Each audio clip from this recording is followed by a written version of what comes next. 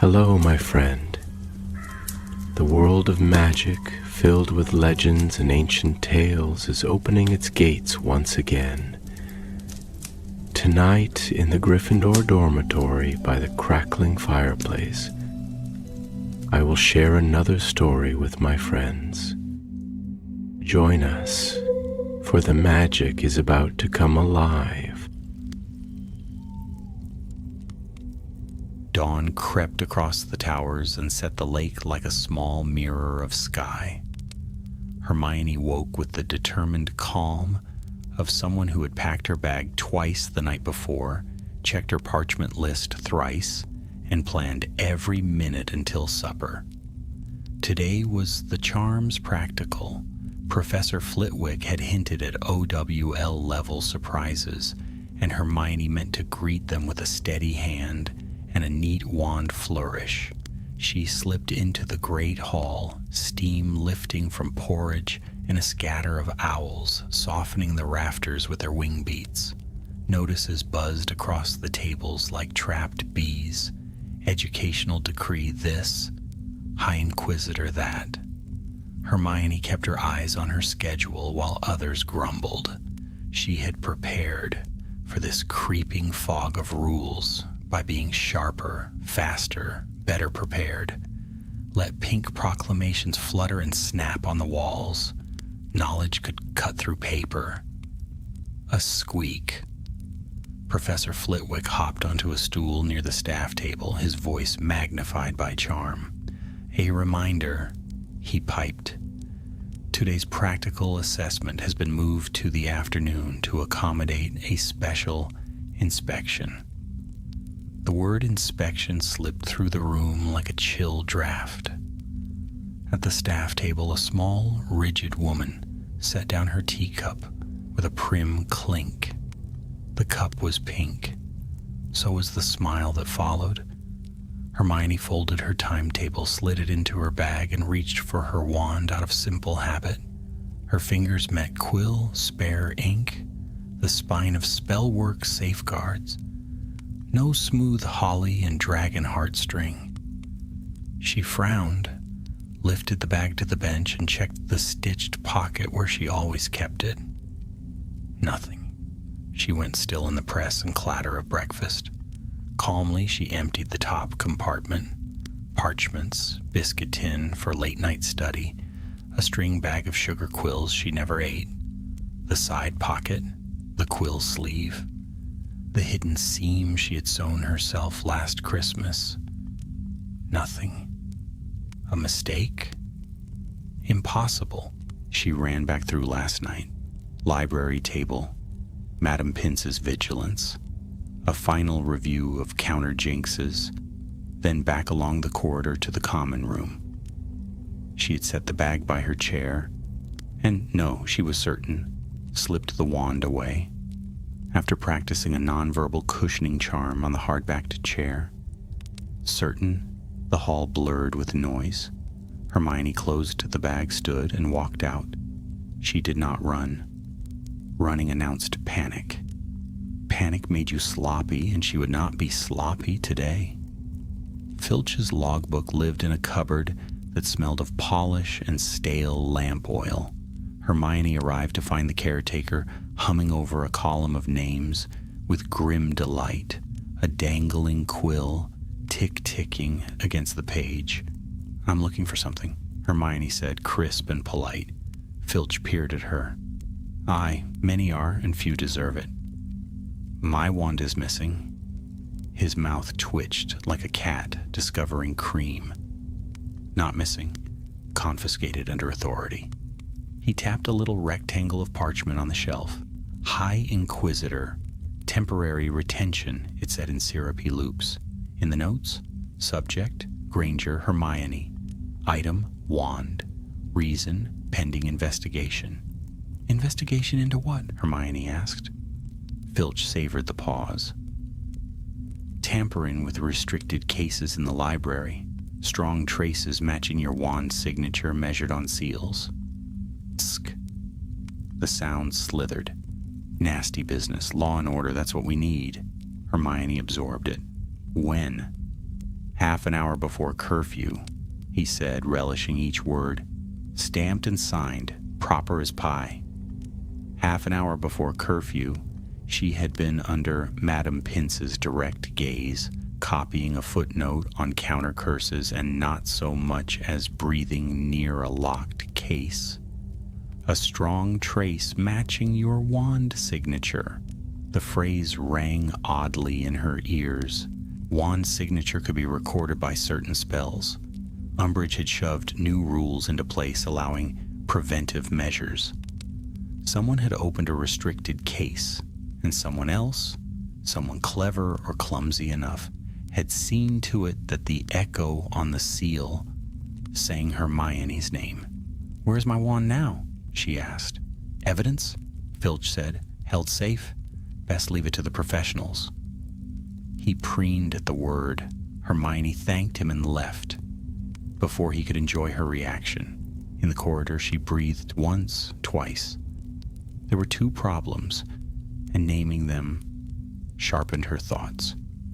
First, her wand was gone on the very day she needed it most.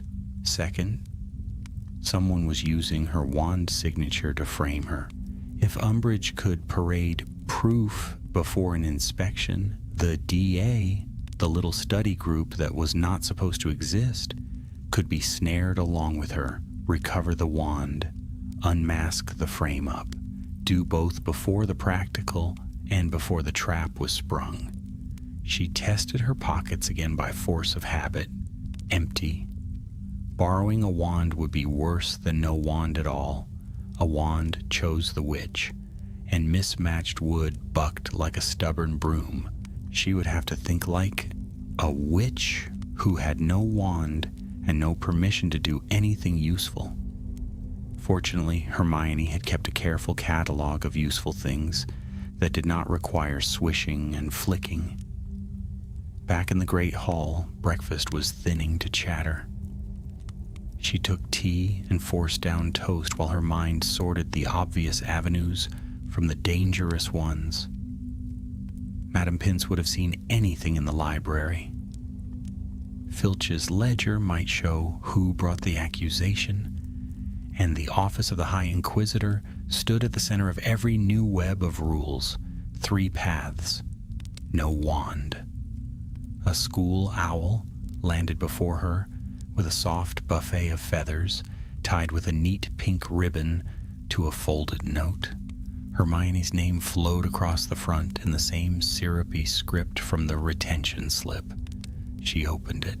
"Miss Granger, for your irregularities, report to my office at noon for a friendly reassessment. Bring your school bag. Do not be late. D. Umbridge, High Inquisitor friendly." Hermione folded the note and tucked it into her sleeve. Noon left her the rest of the morning, enough to begin. She rose and crossed the hall. Peeves swooped in the archway, balancing an upturned ink pot on his nose. "Trouble, Bookwitch?" he sing-songed, delighted by the scent of mischief. "Peeves," Hermione said, meeting his eyes. "If I needed a distraction later, one that would annoy a certain toad, could I count on you?" She did not smile. Peeves respected seriousness as much as he respected anarchy. "Count on Peeves?" He flipped the ink pot, caught it, and grinned. "If it's proper mischief, and if there are crackers," his eyes glittered. "There will be," she said, "and permission." Peeves howled with glee and vanished through the stone like smoke. Hermione adjusted the strap of her bag and set off for the library. Her footsteps clicked in time with her thoughts. Without a wand, she still had keen eyes, a good ear, and friends who knew things other people missed. By noon, she would know more. By afternoon, she would have her wand back. And before Umbridge could spring the trap, Hermione meant to reach up and rearrange the wires. Outside, the lake flashed with light. Inside, the castle turned its quiet, watchful face toward a single girl, moving faster than whispers. Today, she told herself, would be a day without a wand. but not a day without magic. The library was hushed, as always, but there was a tension in the air that Hermione sensed the moment she stepped through the tall oak doors. Perhaps it was her own nerves sharpening the silence, or perhaps the walls themselves knew that something was being hidden within them. Rows of shelves stretched away into shadows, lined with tomes that smelled of dust and enchantment. Madame Pince glided between the stacks like a suspicious ghost, her eyes narrowed at the faintest sound of rustling parchment. Hermione moved quickly to the counter where the log of restricted books was kept. She'd memorized the system long ago. Each attempt to open a locked case was recorded, whether successful or not. Madame Pince would never willingly let a student leaf through the log, but Hermione had already prepared for that. She pulled a slip of parchment from her bag and slipped it under the counter while Madame Pince's back was turned. It was charmed. Not with her wand, of course, but weeks ago, in preparation for emergencies, to copy whatever writing it touched. Back again, Miss Granger? Madame Pince's sharp voice cut the air. One would think you had read the library dry by now. I just wanted to check my notes before charms, Hermione said smoothly, holding up a thick roll of parchment covered in tiny script. The librarian's suspicious eyes lingered on her for a moment, then she turned away to scold a Ravenclaw who had dared to eat a peppermint pastille near a shelf of spell books. Hermione's hand slipped against the logbook, and the charmed parchment in her bag warmed slightly. A perfect copy would be forming already. She thanked Madame Pince quickly and left before further questions could be asked. Once outside, she ducked into a quiet corridor and unrolled the duplicate. Her heart raced as she scanned the entries. There it was. Last night, half an hour before curfew, someone had forced open Case 17, Restricted Defensive Arts. The record listed a strong wand signature match, Granger Hermione, but another detail leapt out at her. The signature had been verified not by Madame Pince, but by Dolores Umbridge herself.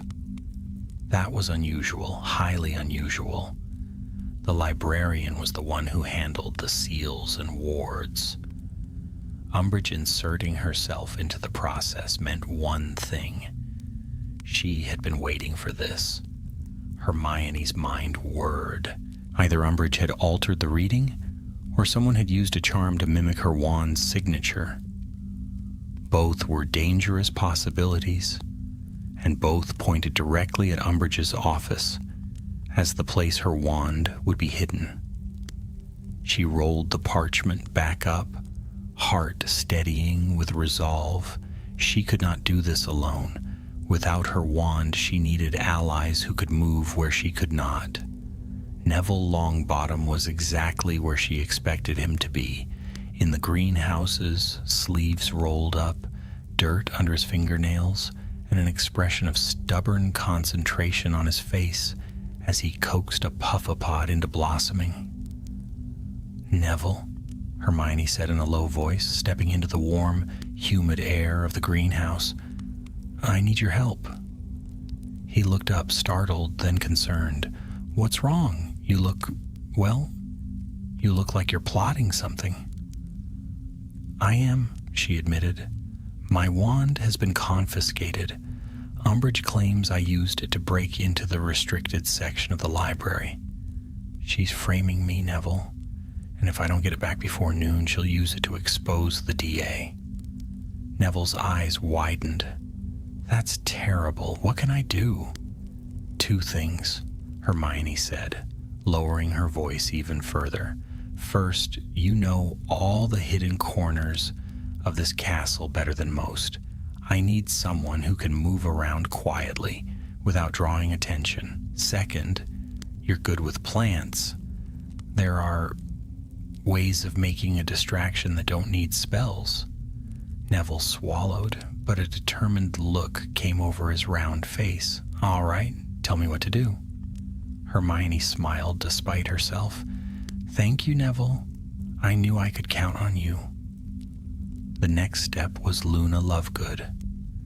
Hermione found her in a corridor near the Ravenclaw Tower, walking dreamily with her wand tucked behind her ear and carrying a copy of The Quibbler upside down. Hello, Hermione, Luna said brightly, as though she had been expecting her. I wondered when you'd come. Hermione blinked. You wondered? Oh, yes. I saw nargles buzzing around the library shelves last night. That usually means something is being stolen. I thought it might involve you. Hermione shook her head, not even trying to untangle Luna's peculiar logic. Luna, I need your help. Umbridge has taken my wand and she's trying to trap me. I need someone who isn't afraid of being unusual. That sounds like me, Luna said cheerfully. What do you need? Watch the corridors, Hermione explained. You notice things others don't. If Umbridge or the Inquisitorial Squad is moving about, I need to know before they see me. Luna nodded as if this were the most natural request in the world. Of course, I'll keep my eyes open. Oh, and you should watch out for Raxburts near her office. They're everywhere. Right, Hermione said, hiding a small smile. With Neville and Luna, she felt the beginnings of a plan forming. Together, they sketched out their strategy in whispers behind a tapestry. Neville would prepare a plant-based distraction. In case they needed to draw Umbridge away, Luna would patrol the corridors and give warning if anyone approached. Hermione herself would try to get inside Umbridge's office, but the office was heavily warded. Without her wand, she could not break those wards directly. That was where Peeves would come in. A well-timed commotion could draw Umbridge out and give Hermione the moment she needed. The pieces were aligning. Still, she felt the weight of the risk pressing down on her. If she were caught inside that office, with or without her wand, the consequences would be severe. But she had no choice. The castle bells rang the quarter hour. Time was slipping away. Noon was approaching, and with it, the friendly reassessment that Umbridge had planned. Hermione straightened her shoulders. There would be no reassessment. There would only be action. And so the hunt for her wand truly began. Hermione hurried through the winding corridors of Hogwarts, her bag pressed tightly to her side. The castle seemed to shift and breathe around her, staircases creaking, portraits muttering in their frames, as though the very stones knew she was about to meddle with something dangerous. Noon was creeping closer with every heartbeat. If she was to recover her wand and expose Umbridge's trick, there could be no hesitation. She stopped beneath the great tapestry of Barnabas the Barmy, attempting to teach trolls ballet. Neville and Luna were already waiting. Neville's face was red from running, and he carried a small, wriggling pot in both hands. Thick green vines spilled from the rim, twitching as though eager to lash at anything that came close. It's a snargaluff, Neville explained breathlessly. Well, part of one. I trimmed it down to fit the pot. It won't like being confined. If you need a distraction, just give it a prod. Hermione stared at the pot. Its knotted, thorny surface looked alarmingly alive. Will it attack? She asked cautiously. Only if you're near, Neville admitted. But that's the point, isn't it? If we let it loose in a corridor, nobody will dare go near until it's calmed down. That should give you time. Brilliant, Hermione said, tucking the knowledge away. She glanced at Luna. "And you?" Luna tilted her head dreamily. "I walked near Umbridge's office this morning. She has a whole line of teapots on her shelf, but one of them hums." "I don't think teapots are meant to hum, are they? Unless they've been charmed. I expect that's where she's keeping your wand." Hermione's pulse quickened. "A teapot?" "Yes," Luna said simply. "Pink with roses. Very ugly." That sounded exactly like Umbridge. Hermione almost smiled. Luna might have seemed distracted, but she noticed what others ignored. If her wand was truly hidden inside a charmed teapot, then Umbridge wasn't only keeping it for evidence.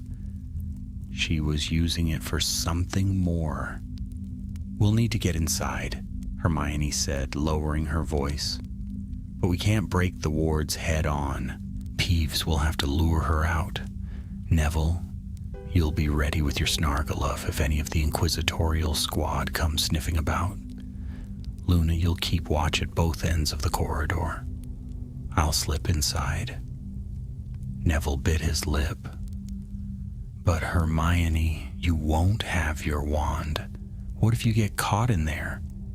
Hermione met his worried gaze. "Then I'll think faster than they do. That's all I can do." Before either could argue, she heard the faint whoosh of air and looked up to see Peeves tumbling through the ceiling like smoke.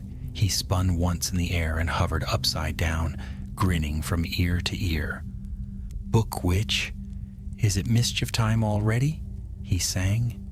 "Yes," Hermione said firmly. "We need Umbridge out of her office. Can you make her leave?" Peeves cackled. "Make her leave? I can make her dance, sing, and throw a fit. What shall it be, Book Witch? Exploding ink? Singing chamber pots?" "Something loud," Hermione said. "Something she can't ignore."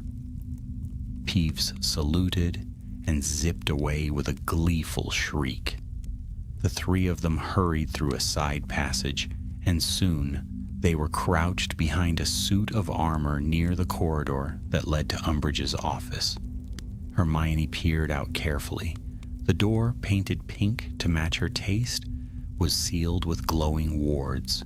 Beyond it lay shelves of lace and china, and if Luna was right, the teapot that held her wand. They waited. The castle was silent but for the occasional pop of torches. Then, faintly at first, came the sound of a shriek. A crashing noise followed, something shattering, then another scream. The sound grew louder, echoing through the hallways. Peeves was at work. Moments later, Umbridge's door burst open. The woman herself came storming out, her face blotchy pink with fury. She brandished her wand as if she meant to hex the air. "Peeves," she screeched. "I will have you banned from this castle if it's the last thing I do."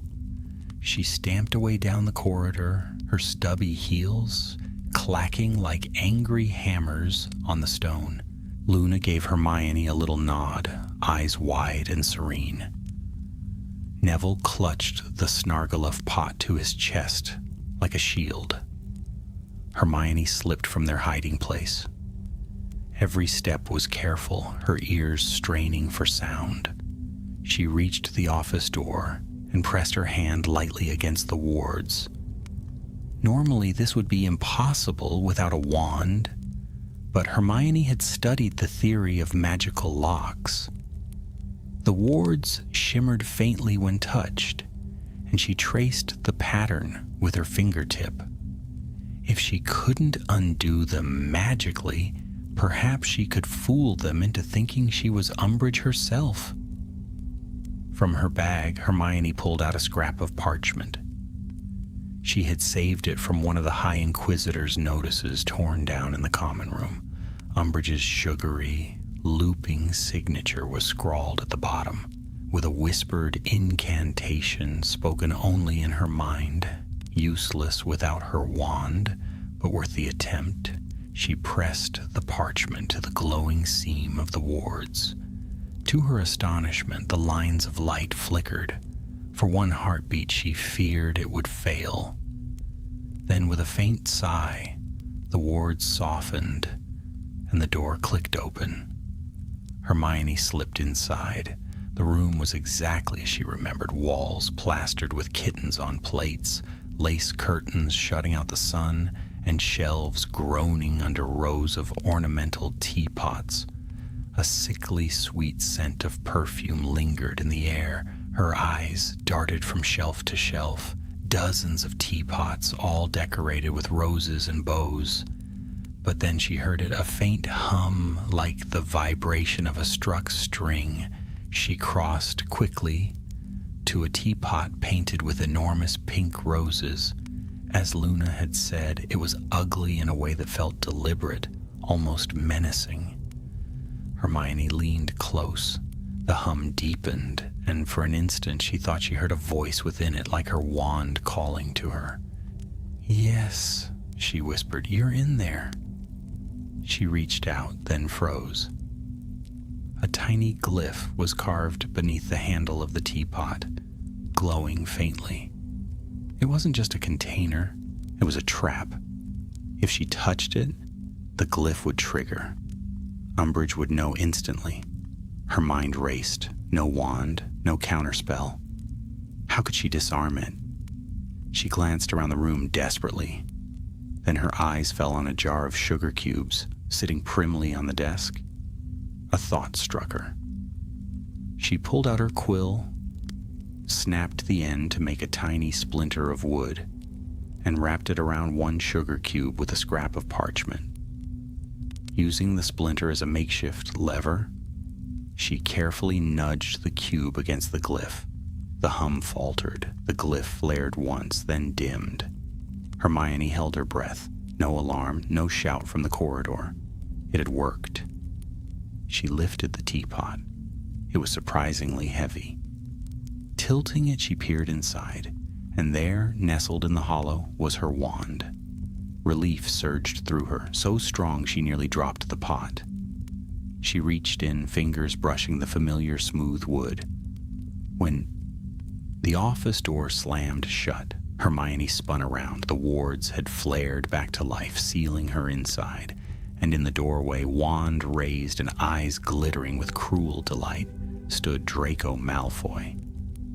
"Well, well," he drawled, his prefect badge gleaming. "Looks like the mudblood has been caught red-handed." Hermione's fingers tightened around the cool curve of the teapot, her wand still nestled within. For a moment she froze, heart hammering, eyes locked on Draco Malfoy's smirking face.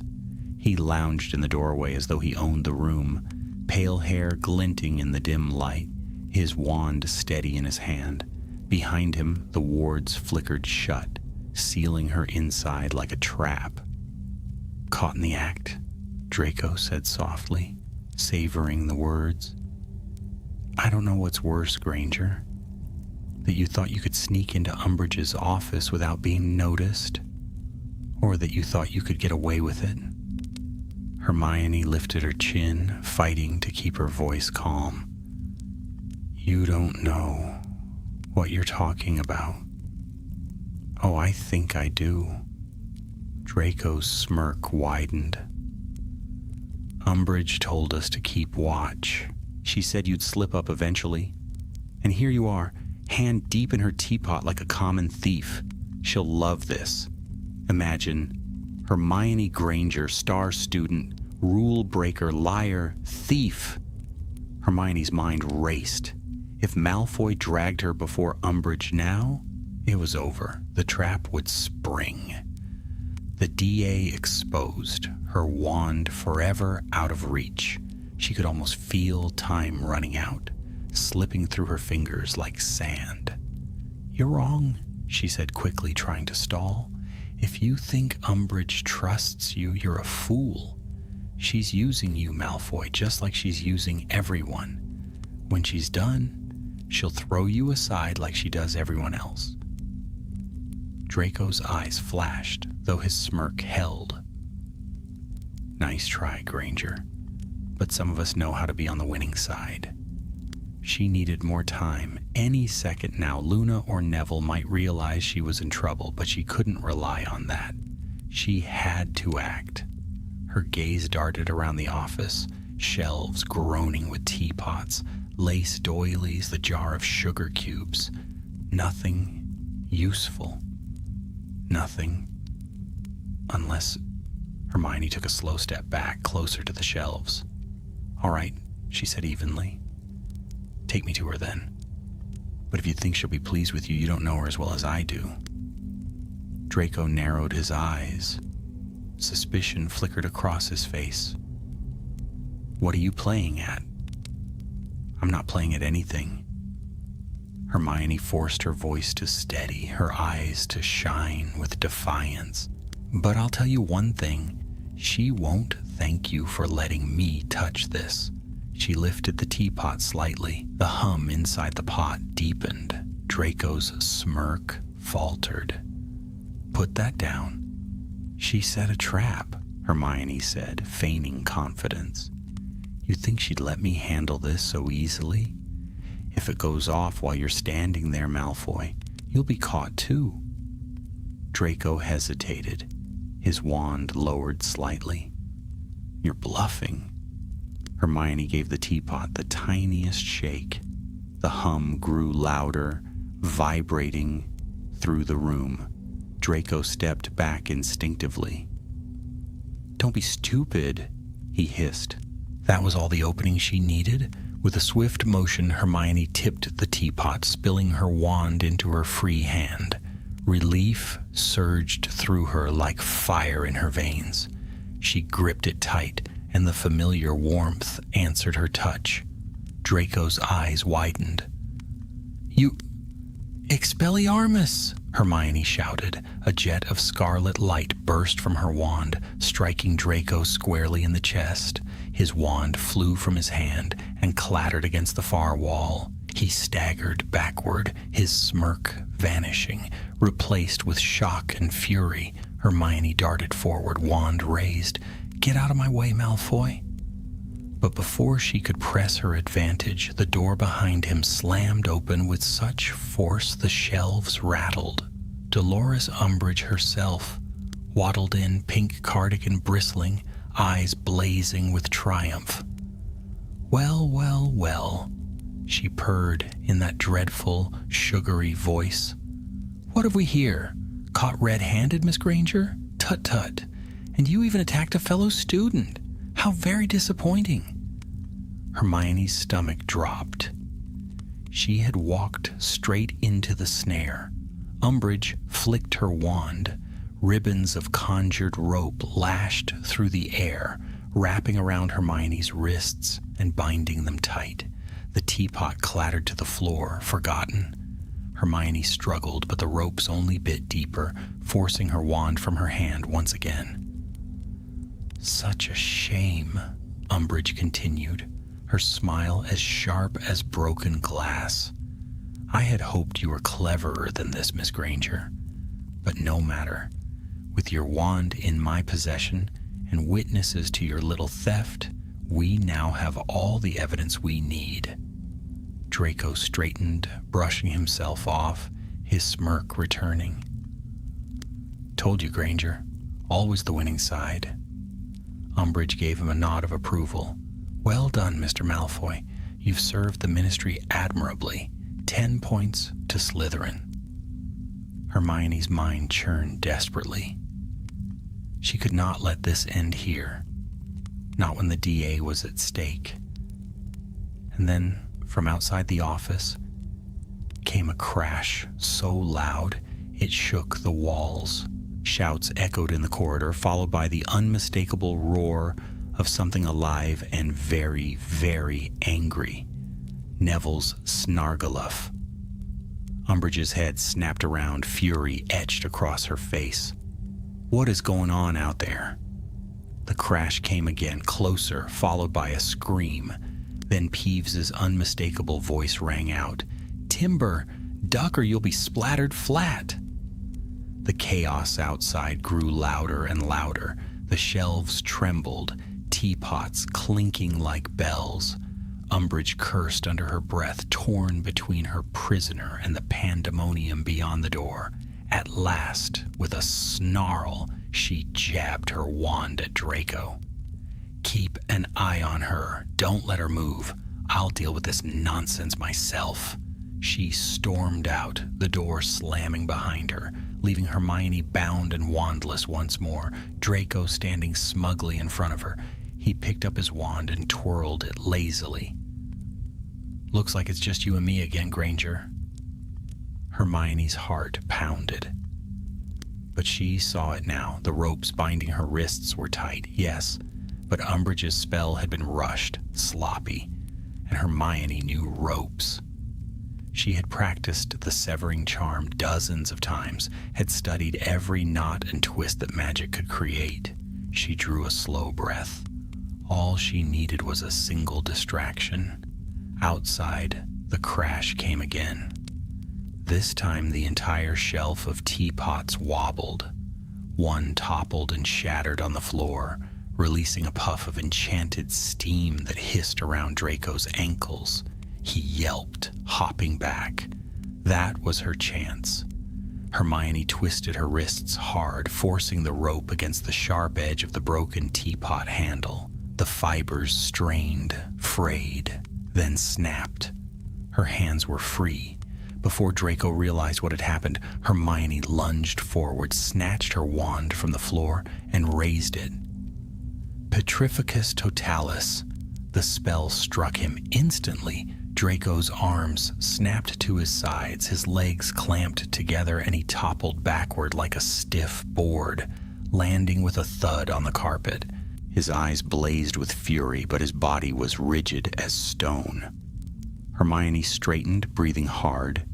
She glanced once at the bound prefect, then slipped her wand into her pocket. "I warned you," she muttered. Another crash shook the corridor. She hurried to the door, muttering a quick unlocking charm. The wards flared once, then yielded. She stepped into chaos. The corridor was a battlefield. Neville clutched his Snargaluff pot, sweat streaming down his face as the monstrous plant lashed its thorny vines across the hall, knocking portraits askew. Peeves swooped gleefully overhead, hurling ink pots that exploded against the walls in showers of black rain. Students screamed and scattered as the inquisitorial squad struggled to control the madness. And in the middle of it all, Luna stood calmly, her wand raised, watching everything with a dreamy smile as though it were the most natural scene in the world. Hermione gripped her wand tightly. She was free, she had her magic back, but the trap was still closing. If they didn't escape soon, the entire school would be on top of them. "Come on!" she shouted to Neville and Luna. "We've got to move, now!" The air of the corridor was thick with the smell of scorched stone and spilt ink. Portraits shouted in outrage as vines lashed across the walls, scattering glass and parchment alike. Hermione darted through the tumult, her bag thumping against her side, wand clutched tightly in her hand. Every instinct urged her forward, out, away before Umbridge returned. But she couldn't leave Neville and Luna to face this storm alone. "Over here," she cried above the din. Neville turned, his face slick with sweat, both arms wrapped around the rim of the Snargaluff pot. The plant was in a frenzy now, thorny vines whipping like serpents, its great knotted surface pulsing with life. One vine lashed out, narrowly missing a fleeing Slytherin boy, who shrieked and ran for cover. "I can't hold it much longer," Neville gasped. "It wasn't meant to be indoors." Hermione raised her wand. "Relatio!" A spray of sparks shot from her wand, striking one of the writhing vines. The plant recoiled with a hiss, giving Neville just enough time to jam the lid down on the pot. The vines flailed wildly, then were forced back inside. With a final shudder, the Snargaloof subsided, though the pot quivered in Neville's arms as though furious at its imprisonment. "Got it," Neville wheezed, staggering to his feet. Overhead, Peeves whooped with laughter, hurling the last of his ink pots in gleeful arcs. "Filthy puddles for filthy prudes," he sang, the ink raining down like oily rain. Luna stood in the middle of the wreckage, untouched, her pale eyes shining. She lowered her wand and drifted toward Hermione. "That was well done. The rack spurts didn't get you after all." Hermione gave her a quick nod. "We've no time to waste. Umbridge will be back any moment. We have to get away before she..." A shrill voice sliced through the chaos. "Stop! Stop this instant!" Dolores Umbridge stormed back into the corridor, her cardigan streaked with ink, her face a shade of furious crimson. She brandished her wand, sending bolts of light crackling into the walls. Peeves dived aside with a jeer, vanishing through the ceiling like smoke. Her beady eyes locked on Hermione, and her lips curled into a triumphant sneer. "You," she hissed, "you dare defy me?" Hermione's heart lurched. She could duel Umbridge now. She had her wand back, her magic thrumming eagerly in her hand. But even as she braced herself, she knew this was no ordinary fight. If she stood here and battled Umbridge, she'd lose more than her freedom. She'd risk everything, the DA, Harry, their secrets. She met Neville's eyes, then Luna's. Both were waiting, trusting her to decide. "Run," Hermione whispered. They sprinted. Down the corridor they fled, weaving past toppled suits of armor and students peering wide-eyed from doorways. Behind them came Umbridge's shriek of fury, followed by the crack of spells striking stone. A jet of red light soared over Hermione's shoulder, blasting a hole in the wall. Dust rained down, stinging her eyes, but she kept running. "Faster," she urged. Neville clutched the quivering pot, stumbling under its weight, but he didn't falter.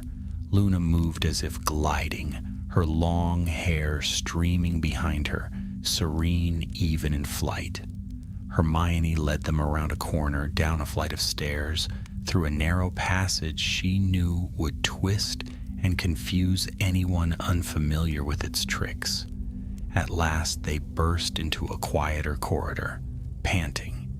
Hermione leaned against the wall, her chest heaving, the weight of the last half hour pressing down on her. "We need to hide," Neville gasped. "She'll keep chasing us." Hermione wiped dust from her cheek. "The room of requirement," she said. "It's the only place safe enough. Come on."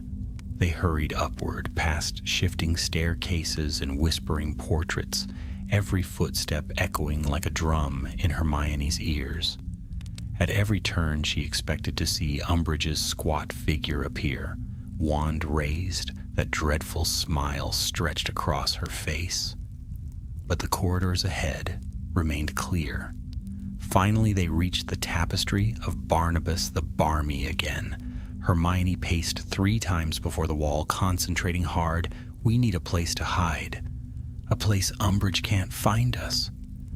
The stone rippled. A door appeared. Hermione pushed it open and they stumbled inside. The room had provided them with a cozy chamber lined with tall shelves and a blazing fire in the hearth. Cushioned chairs and blankets waited, as if it knew they were weary and shaken.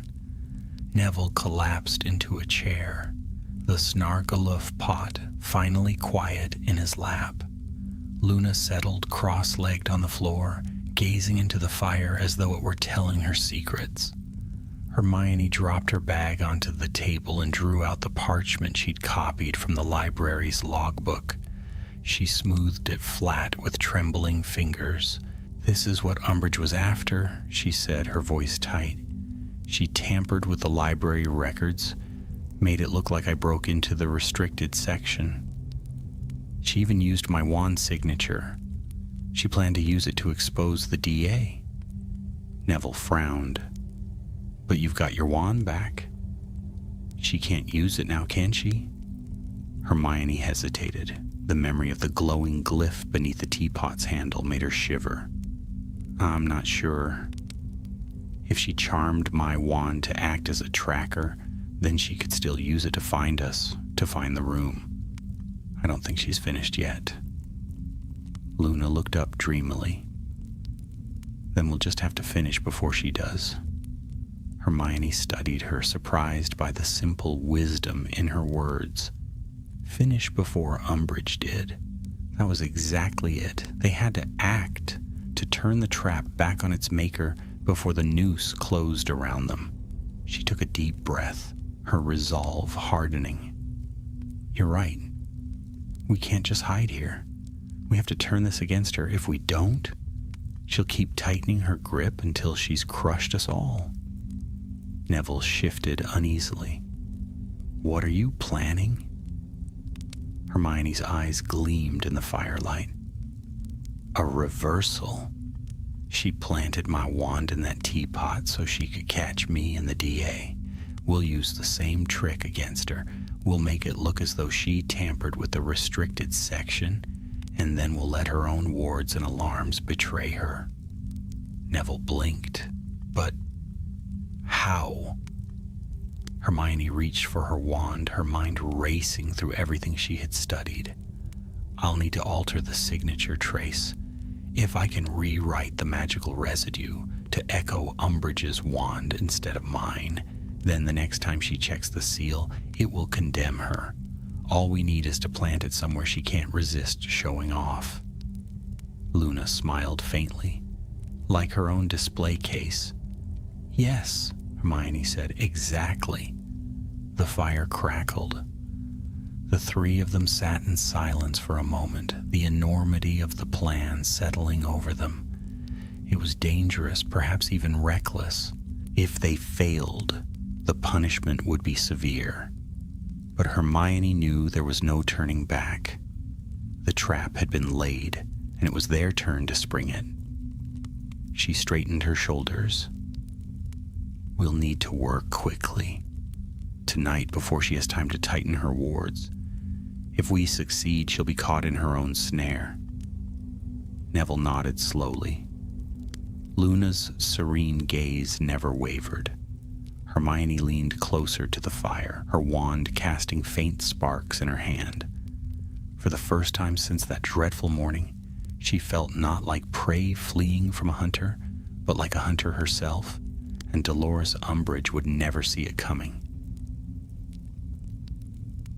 The fire in the room of requirement burned low, casting long shadows against the shelves.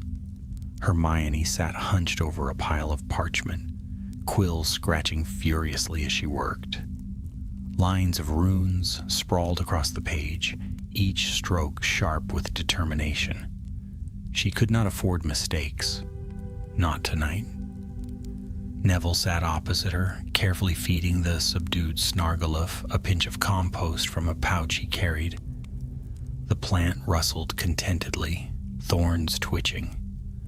Luna drifted about the chamber, plucking strange objects from the shelves. A brass astrolabe, a cracked hourglass, a goblet shaped like a serpent, setting them down in odd arrangements that only she seemed to understand. At last, Hermione dropped the quill and rubbed her eyes. I think I've worked out how to alter the wand signature. It's delicate work, but possible. The key is resonance. Every wand leaves a trace when used, like a fingerprint. If I layer Umbridge's magical resonance over the existing trace on the library seal, it will rewrite the signature. Neville frowned. But how do you know Umbridge's resonance? Hermione's lips tightened.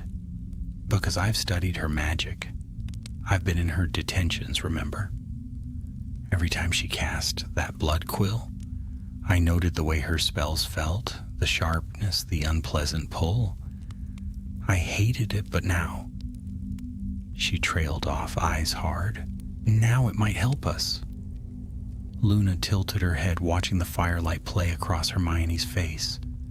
That's rather like catching a doxy by studying the flutter of its wings. Hermione gave her a thin smile. Something like that. She tapped the parchment. The next step is planting the evidence. We'll slip my wand, no, her wand, once the signature is altered, into her display case. When she next checks it, or when the wards are inspected, the magic will condemn her.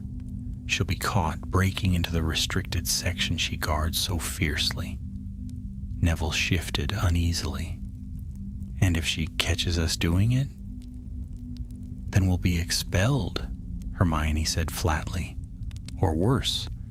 But if we do nothing, she'll expose the DA and destroy everything we've worked for. We have no choice. Silence fell. The weight of the plan pressed on them, heavy as the stones of the castle itself. Then Luna spoke softly. She won't expect it. Bullfrogs never expect the lily pad to flip. Hermione blinked, then chuckled despite herself. No, she won't. They set to work. Hermione rehearsed the resonance spell again and again, tracing the air with her wand until the magic shimmered faintly, vibrating like a string. Neville practiced handling the Snargaluff pot, testing how quickly he could unleash and contain it. Luna wandered the room, humming, her eyes far away, but when Hermione finally slumped back in exhaustion, it was Luna who pressed a steaming cup of tea into her hands, as though she had known exactly when it was needed. Hours passed. The fire burned to embers. The plan sharpened in Hermione's mind step by step.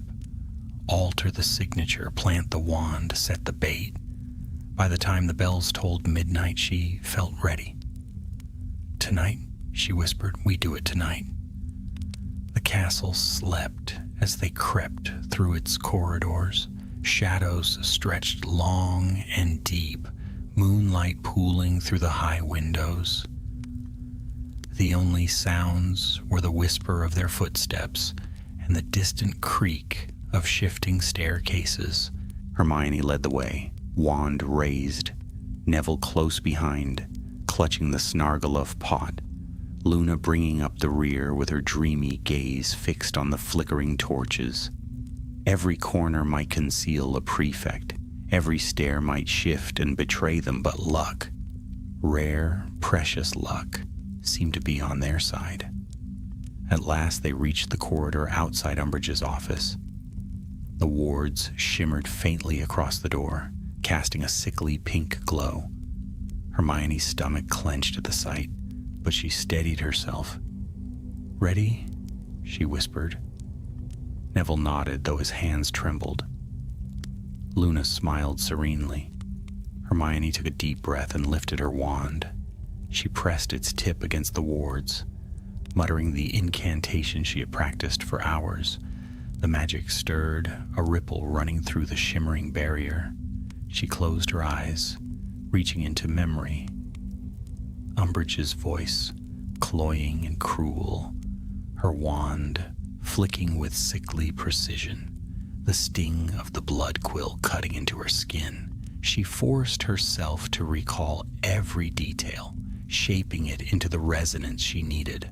The wards quivered, the ripple deepened, spreading outward until the glow shifted from soft pink to harsh rose, the very color of Umbridge's magic. Hermione's heart leapt. It was working. She pulled her wand back, panting. The trace is altered. Now for the rest. Neville set the Snargaluff pot gently on the floor, just in case. Luna drifted forward, her eyes on the shimmering wards. "They look angrier now," she murmured, "like hornets." Hermione ignored the chill her words sent down her spine. She touched the door, and with a faint sigh, the wards yielded. They slipped inside. The office was silent, oppressive. The rows of teapots gleamed in the moonlight, their painted kittens and roses seeming to leer. Hermione strode to the display case behind the desk. Inside sat Umbridge's prized possessions. Silver plates, dainty cups, trinkets no one else would ever value. The perfect stage for a trap. "Here," Hermione whispered. She drew her wand, the real culprit, and tapped it carefully against the lock. The glass shimmered, then swung open.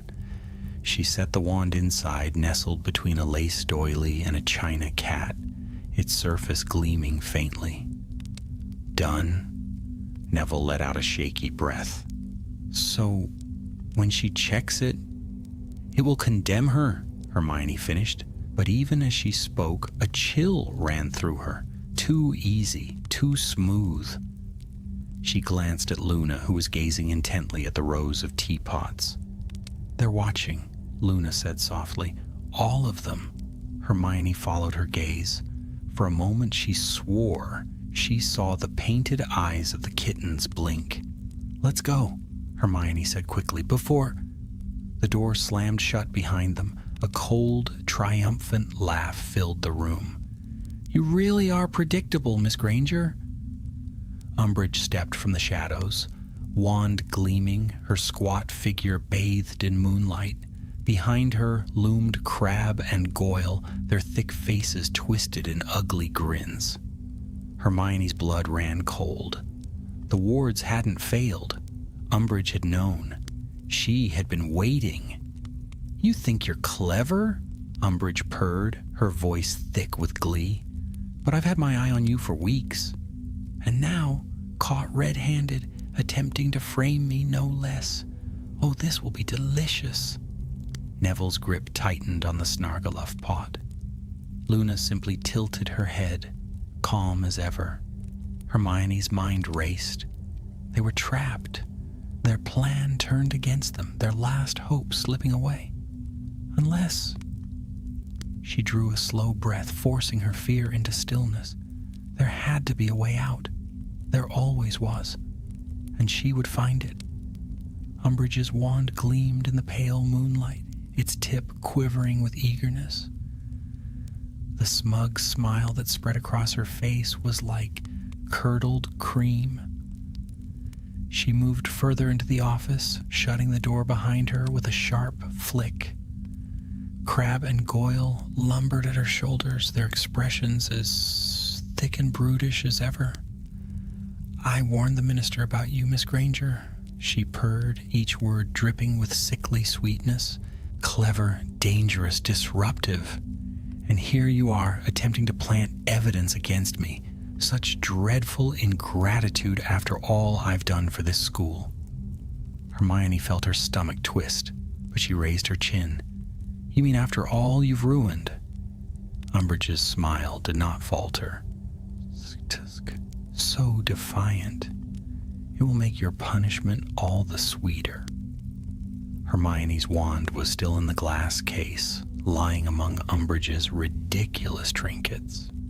She had no chance of reaching it before the toad-like witch struck her down. Neville shifted nervously beside her, clutching the Snargaluff pot, while Luna tilted her head dreamily as though the situation amused her. "You've played your game," Umbridge continued. "Now it's my turn. In the morning, the headmaster will hear how you tried to frame a Hogwarts High Inquisitor. You will be expelled, and your little friends—" Her eyes glittered as they darted to Neville and Luna. "Will not escape either." Hermione's heart hammered. If she was expelled, if the DA was exposed, everything they had fought for would collapse. She forced herself to think, what did she still have? Neville's plant, Luna's strange, unshakable calm, and Peeves, perhaps still nearby if luck held. "Expelled?" Hermione said, forcing her voice steady. "For what? You've no proof." "But I do," Umbridge crooned. She gestured to the wand gleaming inside the glass case. "There it is, plain as day. Your wand caught where it should not be. The wards will sing of your guilt to any who examine them. A perfect piece of evidence. The ministry will be so impressed." Hermione's eyes flickered to the case. For the first time, she felt the faintest surge of triumph. Because she remembered what she had done. The signature was no longer hers. It belonged to Umbridge. If the wards truly sang, they would not condemn Hermione. They would betray the witch standing before her. But Umbridge mustn't suspect. Not yet. "You're wrong," Hermione said firmly. "Check the trace. See for yourself." Umbridge narrowed her eyes. "Do you think I'm a fool?" "Yes," Hermione said before she could stop herself. Crabbe and Goyle snickered until Umbridge silenced them with a glare. Her face flushed an ugly shade of puce. "Enough of your insolence. You will learn your lesson, Miss Granger, and you will learn it now." Her wand shot upward. Hermione's pulse spiked. She dove aside just as a jet of red light seared past her ear, scorching the lace curtains. "Neville, now!" she shouted. Neville dropped the lid of the Snargaloof pot. The monstrous plant erupted instantly, its vines whipping through the office like furious serpents. One smashed into the shelves, sending teapots crashing to the floor. In an explosion of china, Crabbe yelped as a thorny vine wrapped around his ankle, dragging him off balance. Goyle tried to hack at another vine with his wand, but it knocked the weapon clean from his hand. Umbridge shrieked in fury, hurling spell after spell at the Thrashin plant, each curse sparking against the vines with bursts of light. But the Snargaloof was relentless, striking from every side, filling the office with chaos. Hermione seized her chance. She darted to the glass case, heart pounding, and wrenched it open. Her wand leapt into her hand, warm and familiar, as though it had been waiting for her. Power surged through her. She turned, raised her wand, and shouted, "Protego!" A shimmering shield burst before her just as Umbridge's curse struck. The impact flared against the barrier, rattling the shelves, but Hermione held firm. Neville wrestled with the writhing Snargaloof, trying to keep it from destroying everything in sight. Luna drifted serenely through the chaos, plucking a teapot from the air just before it smashed and setting it gently on the desk, as though oblivious to the battle raging around her. "You meddlesome children," Umbridge shrieked, her voice rising to a hysterical pitch. "You think you can outwit me? I am the law here. Hermione cut across her, her voice sharp as a whip. "Then prove it. Check the wards. See whose magic truly lies on that case." The words struck like a blow. For the briefest instant, doubt flickered across Umbridge's face, and then Peeves appeared. He burst through the ceiling with a howl of delight, clutching a stolen chandelier that dangled precariously in his hands. "Watch her, Toady!" he shrieked, and hurled the chandelier directly at her. Umbridge shrieked, stumbling back. The chandelier smashed against the floor, shards flying, the crash loud enough to wake half the castle. The wards on the case flared in response, triggered by the disturbance. They shimmered, pulsing brightly, and then a voice rang out, cold and mechanical, echoing through the room. "Trace detected, wand resonance, Dolores Jane Umbridge." The words hung in the air like a judgment. Umbridge froze. Her mouth opened and closed, but no sound came. Crabbe and Goyle gawked, dumbfounded, as the glowing wards repeated the declaration again and again. Hermione's lips curled into a hard smile. "There's your proof." Umbridge's fury returned in a flood. She lunged toward Hermione, wand raised high, but the Snargaloof lashed out, striking her squarely in the chest. With a scream, she toppled backward, into her own shelves, a shower of teapots raining down upon her. "Time to go," Hermione shouted. Neville yanked the Snargaluff's vines back into the pot with all his strength. Luna skipped lightly toward the door, humming as though the chaos behind her were no more troubling than a summer storm. Hermione followed, her wand steady, her heart blazing with victory and fear. They burst into the corridor, Peeves whooping after them, and sprinted down the passage before Umbridge could drag herself free of the wreckage. For now they had won. The trap had been reversed. The evidence turned. But Hermione knew the battle was not over. As they pounded down the stairs, breathless and exhilarated, she clutched her wand tight and whispered to herself, "Tomorrow the game changes." The next morning broke gray and restless, as though the castle itself had spent the night tossing and turning. Clouds pressed low over the towers, and the great hall buzzed with a kind of uneasy energy.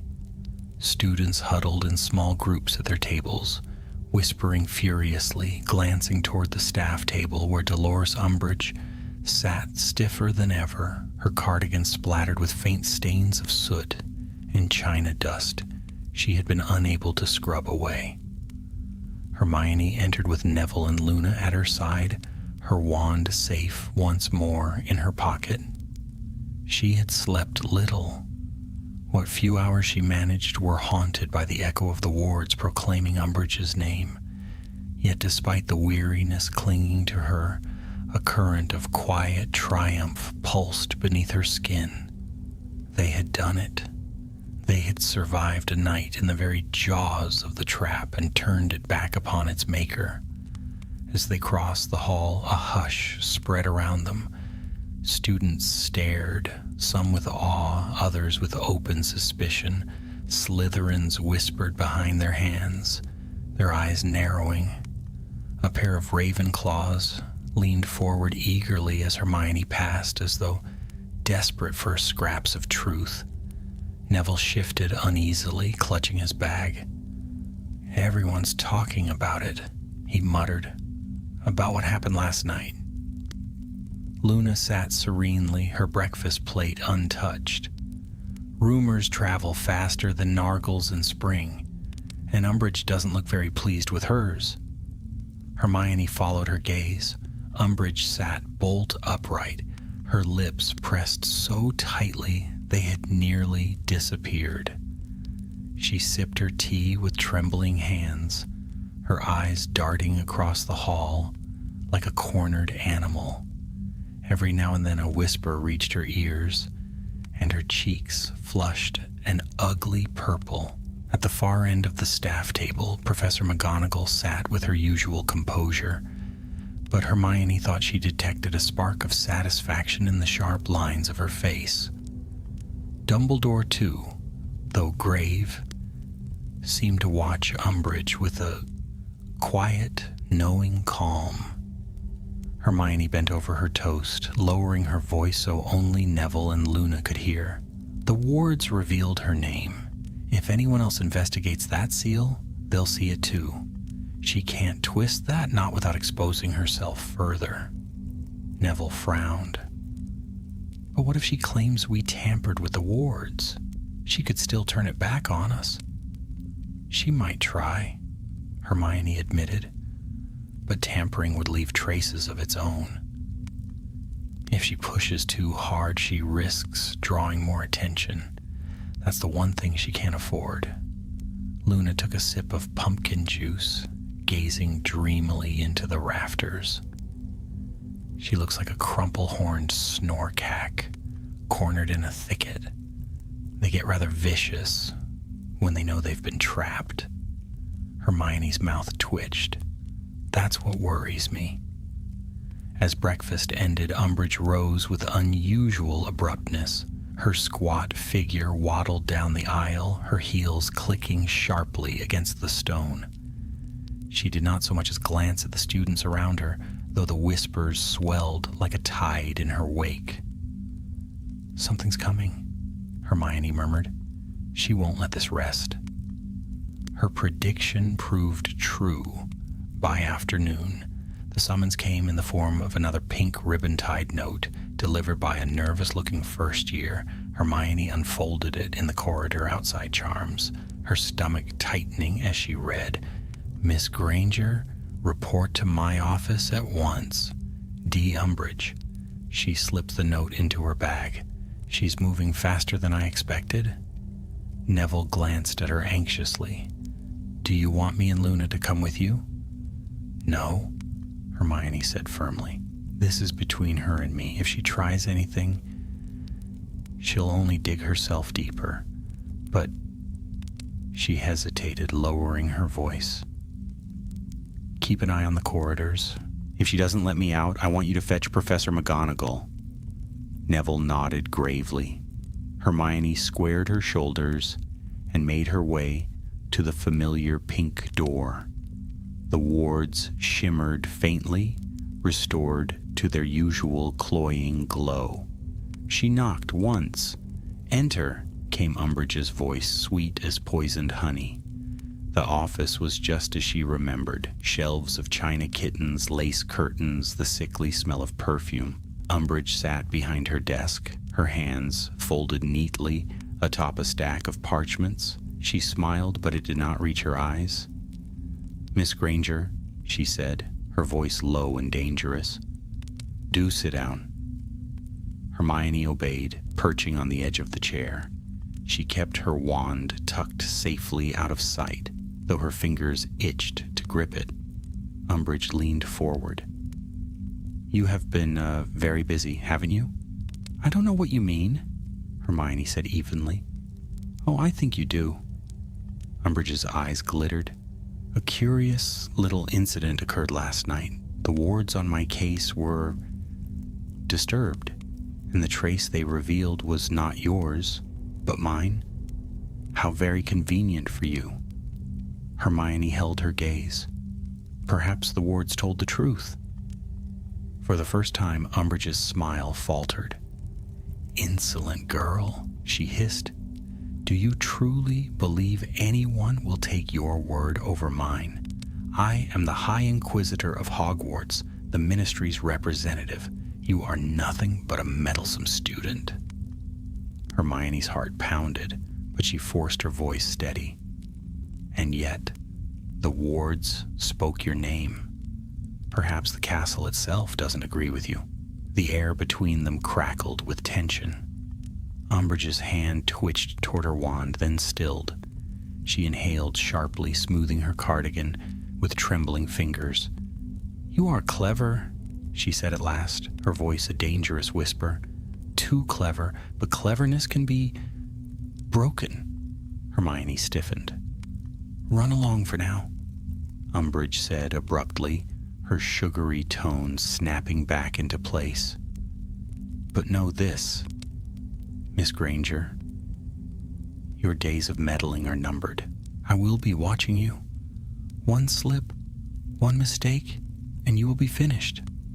Hermione rose, her knees shaking, though she refused to show it. She met Umbridge's gaze one last time, then turned and left the office, her heart racing. The corridor outside felt like fresh air after poison. Neville and Luna were waiting.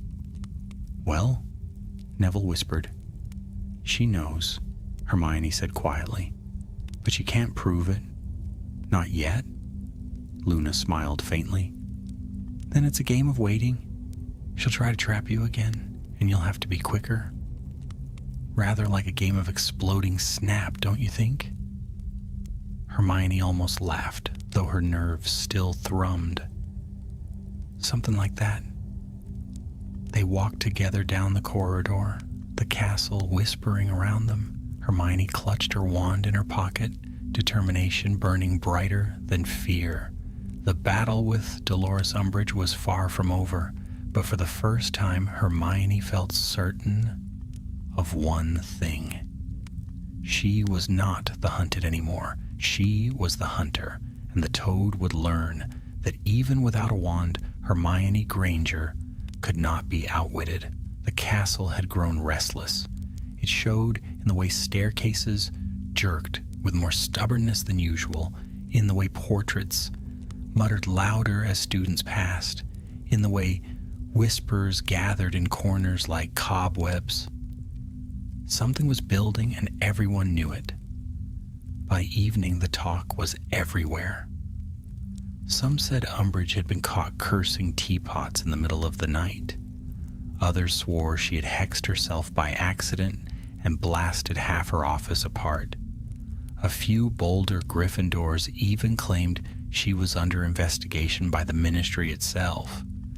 None of it was confirmed, but the rumors spread like fiend fire. Hermione listened in silence, saying nothing. She, Neville, and Luna kept close watch in the common room, always speaking in murmurs, always checking that no one was listening. The memory of the wards crying out Umbridge's name still rang in her ears, but she knew victory was fragile. Umbridge had been humiliated, yes, but humiliation would not tame her, it would drive her to strike harder. By the following morning, her fears proved correct. Educational decree. Number 26 appeared on the walls of every corridor. All student groups, clubs, organizations, and gatherings are hereby disbanded unless approved by the High Inquisitor. Hermione's blood ran cold as she read the proclamation. The DA was the target, plain as daylight. Umbridge had failed to snare them through her trap, so now she had cast her net wide. Harry, Ron, and Ginny found Hermione at breakfast, their faces grim. "This is about us," Harry said flatly, slamming the decree down on the table. "She knows." "She suspects," Hermione corrected, though her voice was tight. "If she knew for certain, she'd have had us expelled already. This is her way of forcing us into the open." Ron scowled. "So what do we do? Cancel the meetings?" Hermione shook her head. "If we stop, she wins. But if we continue, we have to be cleverer. Every step she takes to tighten her grip makes her overreach. That's how we beat her." Ginny leaned forward, eyes blazing. "Then we don't stop. We fight." Hermione felt a spark of pride at Ginny's fierce determination, but beneath it was dread. Fighting Umbridge openly was dangerous. Every misstep could spell disaster. That evening, the DA gathered in the room of requirement. The chamber provided them with a wide space, lined with cushions, mirrors, and practice dummies, lit by bright, steady torches. Faces turned to Hermione as she stepped forward, her wand in hand. Harry was beside her, but tonight, for once, all eyes seemed to seek her. She took a breath. "Umbridge has disbanded all clubs. She's trying to drive us apart, but we can't let her. The moment we scatter, she wins. We are stronger together, and she knows it. That's why she fears us." Murmurs rose. Some nodded fiercely. Others looked pale and uncertain. Zacharias Smith muttered something about risk, but Ginny silenced him with a glare. Hermione continued, her voice gaining strength. "She has already tried to trap us once. She will try again. So we must be ready. Every spell we learn, every charm we master, it's not just practice anymore, it's survival." Harry stepped forward then, his expression grave. "Hermione's right. Voldemort is out there." Several students flinched. "And the Ministry is blind. If we don't prepare ourselves, no one will. So we train, harder than ever." The room filled with determined nods. Neville raised his wand with surprising steadiness. "Then let's begin." They trained until their arms ached and their voices grew hoarse. Stunning spells cracked across the room. Shields shimmered. Disarming charms lit the air. Hermione moved among them, correcting wand movements, sharpening incantations, urging them to focus. she caught sight of Neville's determined face as he successfully stunned a practice dummy, Luna's serene concentration as she conjured a perfect shield charm, Ginny's fierce precision as she disarmed 3 opponents in a row. Pride swelled in her chest. They were growing stronger, but even as they trained, Hermione's thoughts circled back to Umbridge. She imagined the woman prowling the corridors, her ears straining for whispers, her eyes searching for evidence. She imagined her fury at hearing her own name proclaimed by the wards, her humiliation as students whispered behind her back. Such a woman would not rest until she had crushed them. Hermione could almost feel the net tightening. When the meeting ended, she lingered behind with Harry.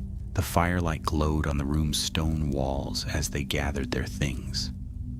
"She'll strike again soon," Hermione said quietly. "I can feel it."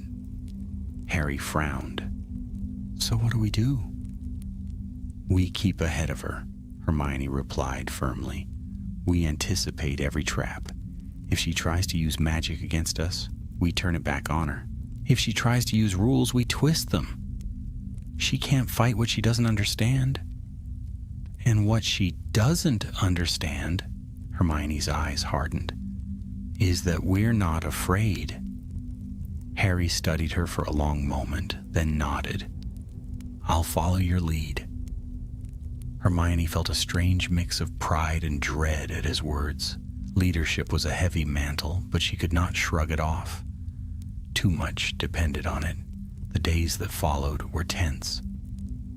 Umbridge prowled the halls with a venomous scowl, her eyes snapping to every whisper, her ears pricked for every laugh. The inquisitorial squad strutted like wolves, eager for prey. Decrees multiplied on the walls until the stone itself seemed smothered in pink parchment. Yet the DA endured. They met in secret, they trained in silence, and Hermione's mind raced ceaselessly, always searching for the next trap, the next countermove. One evening, as she returned from the library, she heard footsteps behind her. She turned sharply, wand raised. It was Filch, clutching a crumpled scroll, his face alight with malicious glee. "Got you now, girl," he wheezed. "Caught red-handed." Hermione's heart lurched. Filch waved the scroll. "Anonymous tip. Says you've been sneaking about, plotting against the High Inquisitor, and I've got proof? Oh yes, proof enough to see you thrown out on your ear." Hermione's mind raced. If Filch truly had evidence, it could only have come from one place. A traitor. Someone had betrayed them. Her stomach clenched. The DA was in greater danger than ever, and Dolores Umbridge, she realized, was already moving her counterstrike into place. Filch's grin was wide enough to show every crooked tooth in his mouth. He clutched the scroll as if it were treasure, his squinty eyes gleaming with triumph. "Caught you proper this time, missy," he wheezed. "The High Inquisitor will be most pleased indeed." Hermione forced herself to remain calm, though her pulse thudded painfully in her ears. She couldn't show fear, not to Filch, not to anyone. "Let me see that scroll," she demanded, her voice sharper than she felt. Filch hugged it to his chest like a miser with gold. "Oh no, not a chance. This here is ministry business. Says you've been sneaking off to secret meetings, stirring up trouble, and look, names." He waved the scroll, though still keeping it clutched tightly in his grip. "A whole list of names, yours right at the top." Hermione's blood ran cold. Names. That meant the DA. Someone had betrayed them. "Who gave you that?" she pressed, trying to sound more curious than frightened. "Anonymous, it says," Filch crooned, savoring every syllable. "But I don't need to know who. I just need to hand this to Professor Umbridge. And then, oh, what fun we'll have. cleaning the school without magic for weeks on end. Filthy little troublemakers, scrubbing till your fingers bleed. Hermione's thoughts raced. If Filch delivered that scroll to Umbridge, the DA was finished. All their work, their training, everything would collapse in a single stroke. She couldn't allow that to happen. "Mr. Filch," she said carefully, forcing politeness into her voice, "you don't want to make a mistake. What if that scroll is a trick? What if someone planted it to make you look foolish?" Filch scowled, though uncertainty flickered briefly across his face. "Foolish? Me? Not a chance." Hermione stepped closer, lowering her voice. "Think about it. If you take that to Umbridge and it turns out to be false, she'll blame you. Do you think she'll spare you? Or will she call you careless? Useless?" Filch's grip on the scroll faltered slightly, but then his scowl deepened. "Nice try, girl. You're not talking me out of this one, not this time." Hermione knew words alone wouldn't stop him. She needed the scroll. She needed it now. "Accio scroll!" she cried, flicking her wand. The parchment shot from Filch's hands and flew straight into hers. He let out a howl of outrage. "Thief! Lawless witch! But Hermione was already running, the scroll clutched tightly against her chest. Her footsteps pounded on the stone as she fled through the corridors, heart hammering. Behind her came Filch's furious shouts, echoing like a hunting dog's bay. She darted around corners, down staircases, through hidden passages she knew from years of exploration. She didn't stop until she burst through the portrait hole into the Gryffindor common room, gasping for breath. Harry, Ron, Neville, and Ginny were clustered near the fire. They leapt to their feet as she stumbled in, hair wild, scroll clutched in her fist. "Hermione, what?" Harry began. She shoved the parchment into his hands. "Read it." Harry unrolled it, and the blood drained from his face. Ron swore under his breath. Neville looked stricken. Ginny's eyes blazed. The scroll listed every member of the DA, neat as ink on a register. Beside each name was a description of their involvement, some exaggerated, some true. At the top, Hermione Granger, ringleader. "How?" Neville whispered. "Who would do this?"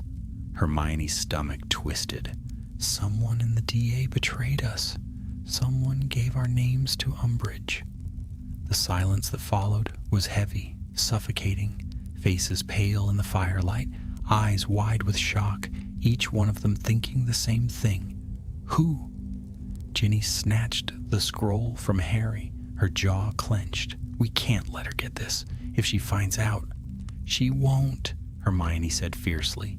She drew her wand and whispered, "Incendio." Flames leapt from her wand tip and devoured the parchment. The names curled, blackened, and vanished into ash.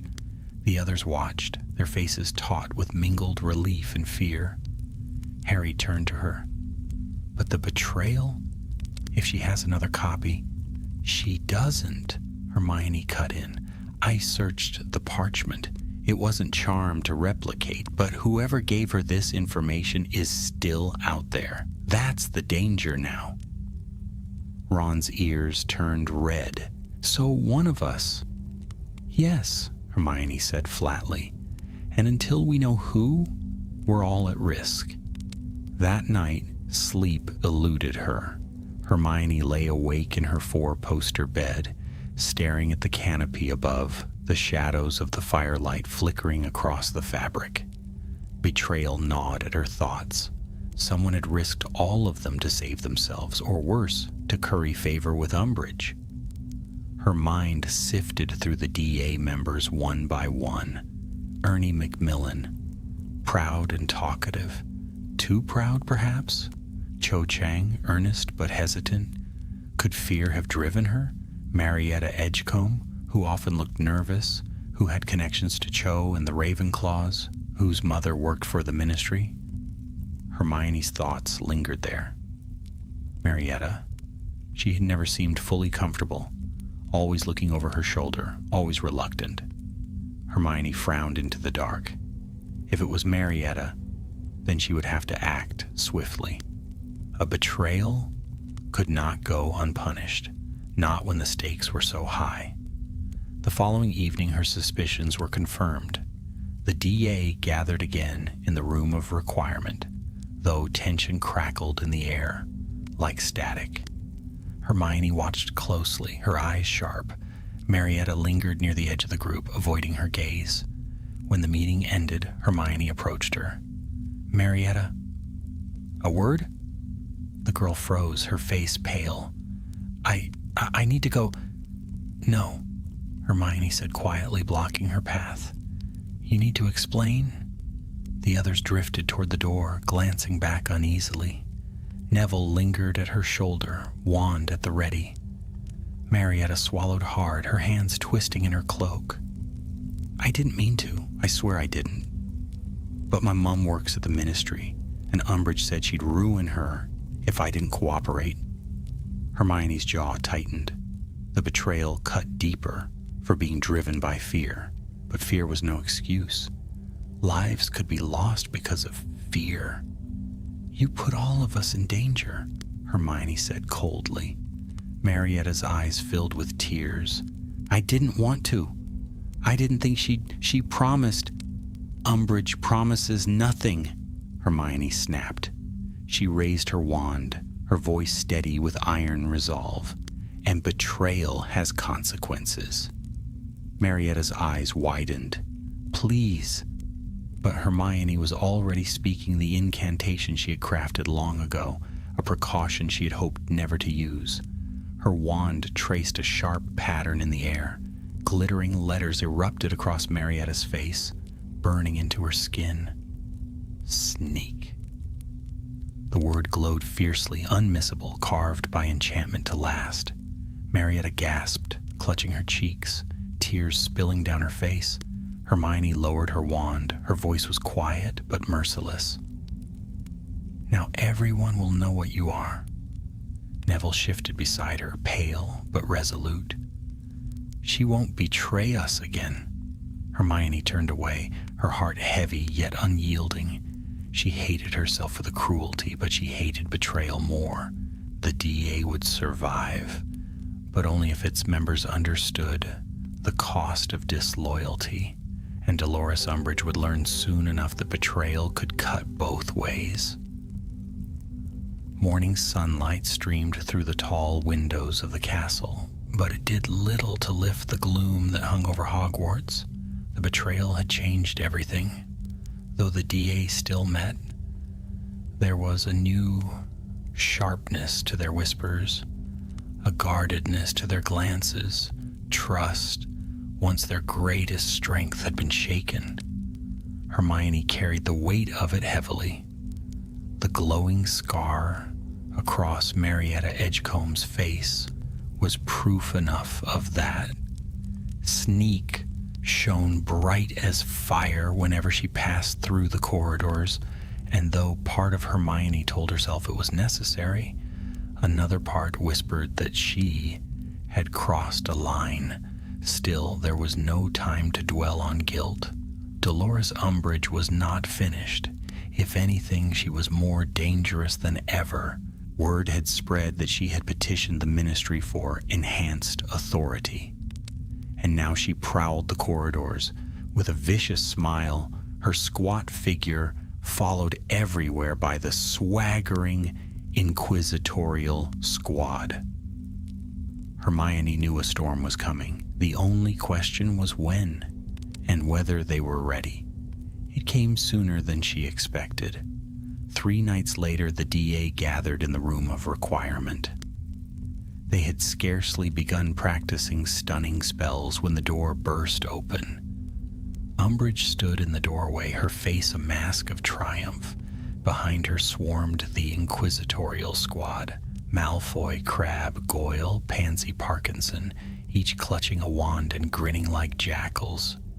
Well, Umbridge crooned, her eyes glittering. What do we have here? An illegal gathering, an armed rebellion, a direct violation of Educational Decree number 26. Students froze, their wands halfway raised. The air crackled with panic. Hermione's mind raced. She had feared this moment, had prepared for it, and yet the sight of Umbridge filling the doorway still chilled her blood. "Seize them," Umbridge commanded. The squad surged forward. Chaos erupted. Jets of light flew across the room as students scrambled for cover. Hermione shouted a shield charm, her wand flaring bright, deflecting Malfoy's stunner. Neville roared, hurling a body-bind curse that struck Goyle squarely in the chest. Luna glided serenely through the chaos, disarming 2 opponents in quick succession, her wand movements graceful as a dance. But there were too many of them, and the squad had the advantage of surprise. Spells ricocheted off the walls, sizzling past terrified students. A red jet struck Dean Thomas, who fell stiff to the ground. Another disarmed Cho, her wand spinning across the floor. Hermione gritted her teeth. They could not win this by brute force. They had to think. "Fall back," she shouted. "To the mirrors." The students obeyed, retreating to the far end of the room where tall mirrors shimmered. Hermione had designed them during practice. Enchanted surfaces that reflected spells back at their casters. At once, the squad's curses began to rebound, forcing them to duck and scatter. Umbridge shrieked in fury. "Enough of this! Stupefy!" Her curse slammed into one of the mirrors, splintering it into shards of light. But in the reflection, something happened Hermione had not foreseen. The mirror caught the resonance of Umbridge's wand, magnified it, and released it in a flood. The room erupted with the mechanical voice of the wards. Trace detected. Wand resonance, Dolores Jane Umbridge. Once again, her name echoed through the chamber. Over and over it repeated, impossible to silence. Students froze. The squad faltered. Even Malfoy looked uncertain, his wand wavering. Umbridge's face turned a blotchy purple. "Silence!" she bellowed, but the voice only grew louder, filling the room of requirement like a judgment from the castle itself. Hermione seized the moment. She stepped forward, her wand raised, her voice clear. "You see? Even the castle knows the truth. She's the one tampering with wards. She's the one breaking rules. She accuses us of rebellion, but it's her magic that betrays her." Murmurs spread through the DA, through even the squad. Doubt flickered across faces. "Lies!" Umbridge shrieked, spittle flying. "All lies! You will all be expelled for this." Hermione's eyes blazed. "No, you've tried to frame me. You've tried to silence us, but you cannot silence the truth. You cannot silence magic itself." For a heartbeat, silence fell. The voice of the wards rang once more, declaring her guilt. And then Peeves swept in, howling with laughter, dragging a long banner he had stolen from the Great Hall. "Toady is a fraud," the banner read, letters scrawled in dripping ink. He swooped above her head, scattering fireworks that exploded in showers of sparks. The students erupted, not in fear, but in laughter and cheers. The squad faltered completely, their confidence shattered. Umbridge's shrieks rose higher, almost inhuman as she flailed her wand wildly. But the tide had turned. Hermione raised her wand one final time. "Expelliarmus!" Her spell struck Umbridge squarely, wrenching the wand from her grasp. It clattered across the floor, spinning to a halt at Hermione's feet. She bent and picked it up, holding it high for all to see. "The High Inquisitor has no wand," she declared. The cheer that followed shook the walls. Umbridge, red-faced and gasping, stumbled backward. The room of requirement, sensing victory, shifted its walls, the very stones pressing her toward the door. Crabbe and Goyle scrambled after her, dragging their stunned comrades. Malfoy lingered a moment, pale and shaken, before bolting as well. At last, the door slammed shut behind them. Silence fell. Hermione lowered her wand slowly, her chest heaving. Around her, the DA stood wide-eyed, trembling victorious. Harry stepped forward, his expression a mixture of awe and gratitude. "Hermione, you saved us." She shook her head. "We saved ourselves. Together." Neville clutched the Snargaluff pot to his chest, grinning despite his exhaustion. Luna smiled dreamily, as though she had known all along it would end this way. Hermione's gaze swept across the faces of her friends, tired, frightened, but unbroken. They had faced betrayal, traps, and the wrath of Dolores Umbridge herself, and still they stood. The day had begun with her wand lost, her power stripped away. It ended with her wand in her hand, her friends at her side, and the truth ringing through the very walls of Hogwarts. Hermione drew a steady breath. The battle was not over, not with Voldemort's shadow still looming, not with the Ministry still blind. But tonight, for this moment, they had won. She tightened her grip on her wand, feeling its warmth pulse against her palm. No matter what lay ahead, she knew one thing beyond doubt. Even without her wand, she would never be powerless again.